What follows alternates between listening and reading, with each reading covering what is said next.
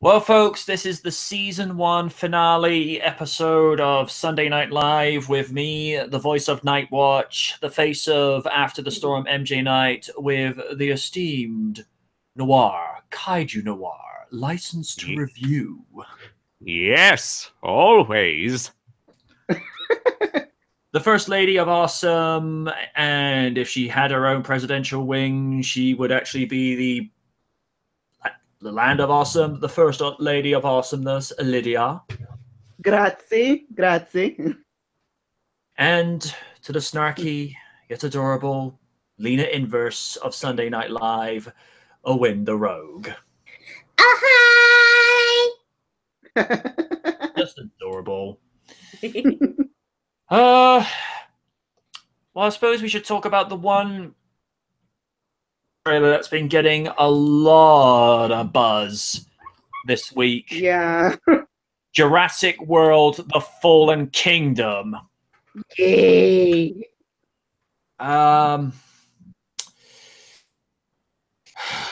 to start? I like where they're kind of going with this, taking it in much more of a, I don't really want to say a horror direction, even though the director is actually known for actually directing horror movies in the past, but he wants to give more of a feel of intensity for Jurassic World. And to be fair, we had said, particularly at the end of year panel for 2015, Nick Nugent said he would like to see more of a Roger Corman's Carnosaur vibe to that, which for Jurassic Park, that would be an interesting twist, because it's basically a glorified horror movie in its own right, but for that to go or I don't know.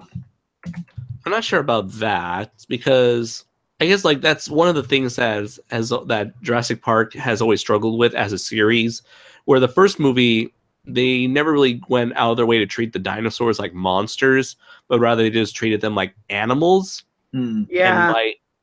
And then the sequels would later struggle with that. They're like, how do we treat these dinosaurs? Well, I don't know. I guess we'll just have them rampage about and have them eat people and treat them more like monsters, which was what the first movie was kind of against. It was like, here are real dinosaurs, as real as they can possibly be in 1993.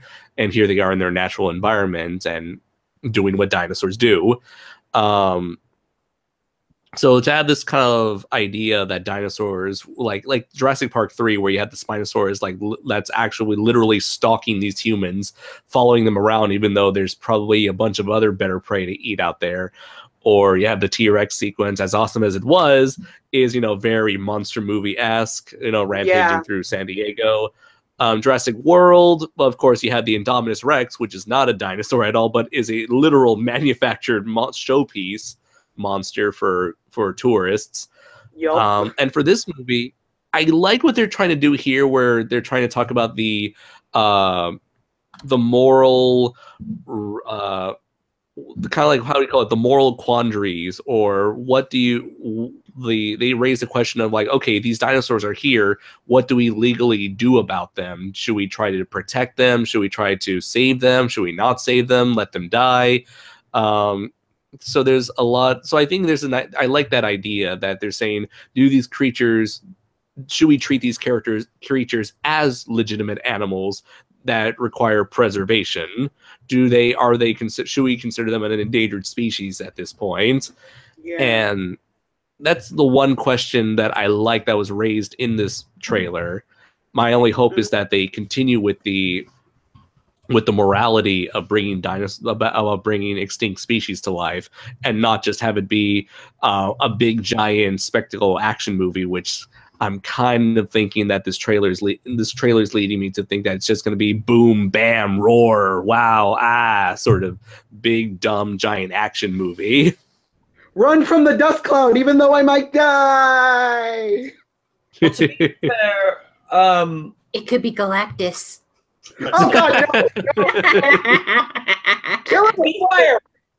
To be fair, that was the whole purpose for Site B being set up in the Lost World, unless the movies ignoring that continuity. Yeah, we don't even know. Like, 'cause Site B was never referred to, I think, in Jurassic World. So who knows if they're going to even acknowledge it? Mm-hmm. What I'm curious to know is Dr. Ian Malcolm like on the side of preserving their lives or to just let them die? I think he's on the preservation side of things. Yeah, because I think he he even went out of his way to quote himself in from the first movie, saying that these dinosaurs are going to find a way to survive either way, so we might as well help them.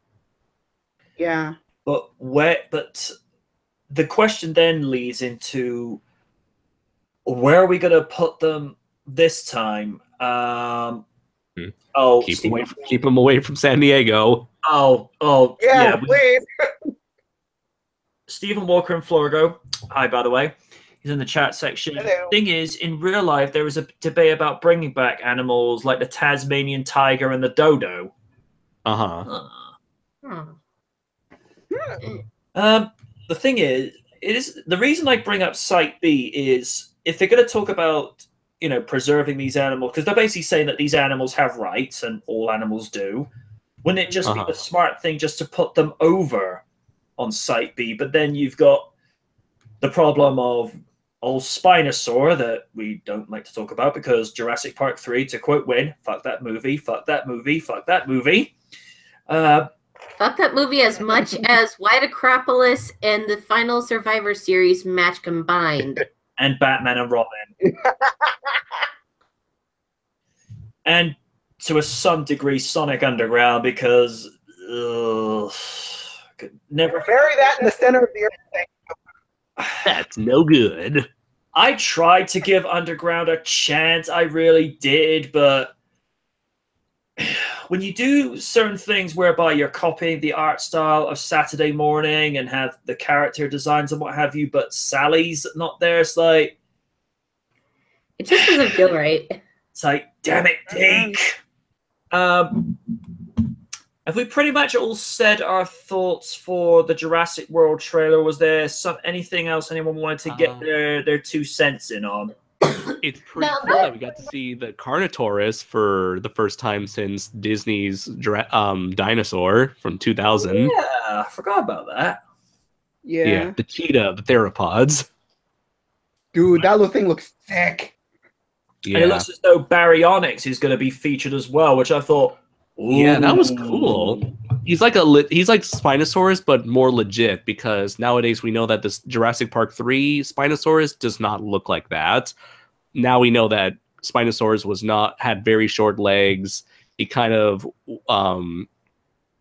spend most of its time in the water like a crocodile, so he would totally lose in a fight with a T-Rex. But the Baryonyx, on the other hand, as far as we know, the Baryonyx is a legit, like, big old dinosaur that you do not want to mess with, unlike the Spinosaurus, where it's a threat, but mostly in the water. It's basically an overgrown Dimetrodon. Mm-hmm. Yeah. With the, I think Baryonyx might be from the same family as the Spinosaurus, with the same crocodile-like snout. I think if I remember correctly, Baryonyx was mentioned in Jurassic Park 3, where Dr. Alan Grant and the other character, what was his name? Billy? Yeah. Both of them were trying to determine what dinosaur was that. And they're like, was that a Baryonyx? No, the sail gives it away. It's a Spinosaurus. Spinosaurus aegypticus. And it's like, I don't recall that being on InGen's list because it wasn't on their list. That's a really cool line, but sadly, I don't think they really went anywhere with that line. No. And the other thing, like secret dinosaurs that InGen was making, that's cool, but for what purpose? I don't know. We never knew. And that was dropped. And the thing that has been confirmed for the Fallen Kingdom, the Indo Raptor is confirmed for that movie. So we're going to have an Indominus Rex at Velociraptor size. Ooh, that's stuff a nightmare. Are dangerous enough on their own without being able to camouflage. Ooh. So when did the Indo Raptor rumor started? If I recall reading from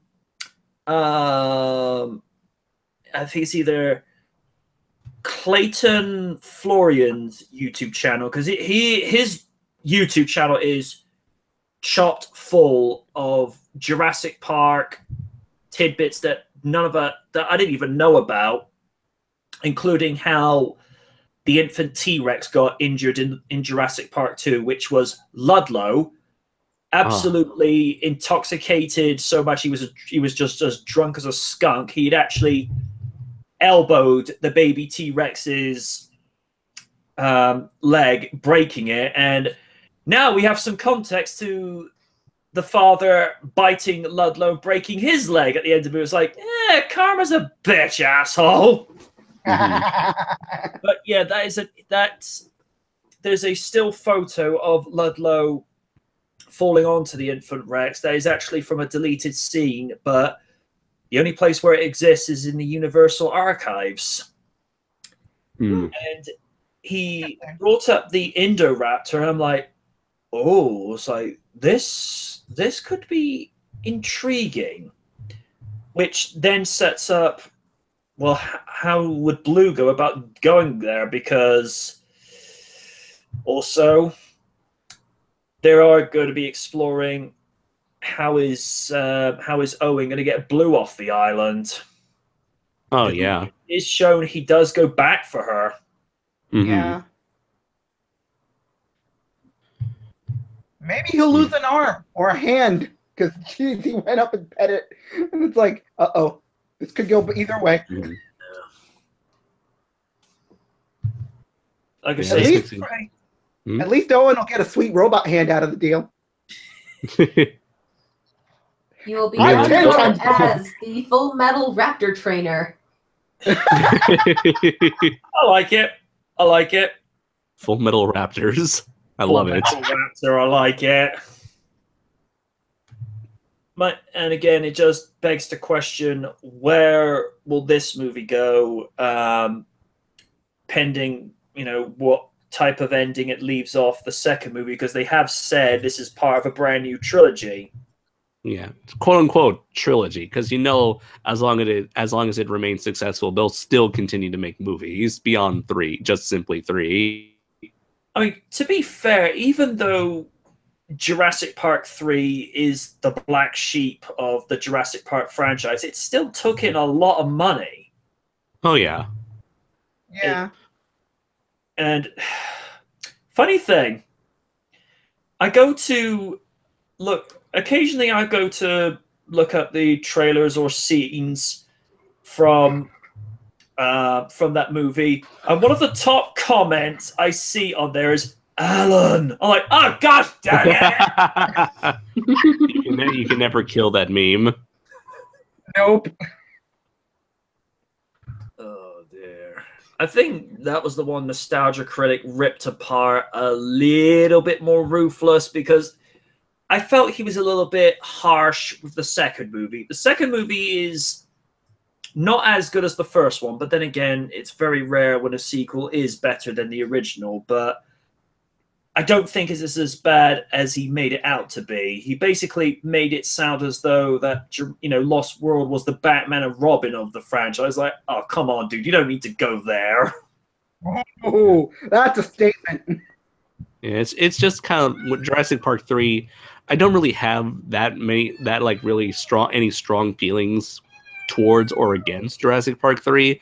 It was just there. It didn't really do anything beyond provide a couple more horror themed thrills and chills and scares. Other than that, it was like it just exists, Although it did make me hate Taya Leone a little bit. Well, her character was a little bit insufferable. Put down the megaphone, To be fair, it's not hard to dislike her acting if you've seen the first Bad Boys. Oh. What's a bad idea? Oh god, that bugged me. Like, put the freaking megaphone down. Yeah. I did by noise. It's as I said in the 18th anniversary panel for Jurassic Park 6 years ago. if Sam Neill had not been in that movie, I don't think it would have been as good as it was. It wouldn't have been that much more awful, but he definitely made it plausible. Yeah, when I saw it, I was all, how come we're getting Tay Leone instead of the return of Ellie? At least Ellie contributed something. Yeah. Mm-hmm. Plus, not to mention she outran dinosaurs when she went through that semi-ventilation duct. Yeah. Hell, why didn't they bring back one of the kids from the original? They could have just recast them. Yeah. Oh yeah. Or Apparently, at least brought them back as adults. Exactly. Funny thing you bring that up. One of the, I think it was one of the rejected scripts that they were doing either for Jurassic World or Jurassic Park 3. There was talk of bringing Lex back, and of course Ariana Richards wanted in on it, and I'm sure everybody wants in on it. Yeah. But of all the people they were considering to take the role of Lex Murphy, they wanted Keira Knightley. What? Say what? Look. I like her in Pride and Prejudice. I like her in King Arthur. She's an okay actress, but I just can't really see her as Lex. Not really, no. I mean, as an actress, she's all right. I liked her in Bend It Like Beckham all those years ago and what have you, and I liked her to some degree in the first 3 Pirates of the Caribbean movie series. But in all honesty, I think Ariana Richards is a better actress than her. That's just my personal preference. But yeah, to me personally, Keira Knightley has kind of like one note acting, to be perfectly honest. I haven't really seen her do much lately. Oh, she did the latest sequel, the latest movie from the Pirates franchise. Latest one. She reprised her role? Yep. Oh, and they didn't even do jack shit with her. They just made it. Was Orlando Bloom there? Yeah, he was too. For like a cameo, for a little bit. You got to see him in the makeup when he's like in part of the crew of the Davy Jones. Oh, yeah. And then, yeah, I was going to say, well, what have they done with her? Because she's pretty much got character development from being your typical DID to going to rescue her fiance to pretty much the king of the pirates. Sorry, Luffy. Although, funny thing with Orlando, when the Knight Rider movie project was over at you put me on the spot here. It's a movie production company that did the first Hellboy. Was with Sony Pictures before the rights got released, and then it went over Revolution Studios. Thank you. Originally, when the movie project was over there before it went to the Weinsteins, which I can see those movie rights being sold off very soon. Originally, Hasselhoff approached Orlando Bloom to play the son of Michael Knight. Huh, that would have been interesting. Yeah, shown that he has very diverse roles aside from Lord of the Rings and Pirates of the Caribbean. He was actually quite charming in Elizabethtown. Yeah. Well, it's like sorry, go ahead. Mind you, that wasn't the only person who turned down the role. Even Paul Walker turned it down. Holy shit! Actually, you know what? I could have kind of seen Paul Walker as Michael Knight's son. He kind of looked a little bit like David Hasselhoff. Then again, I kind of wouldn't blame him because the Weinstein Studios were kind of notorious for fucking up existing franchises or existing movies. Even though Snowpiercer was okay, the biggest fear people had when they heard Snowpiercer was going to be under Weinstein's direction was that a lot of stuff was going to be changed and butchered. because Yeah. that's what he did with a lot of martial arts films when they would go to Miramax.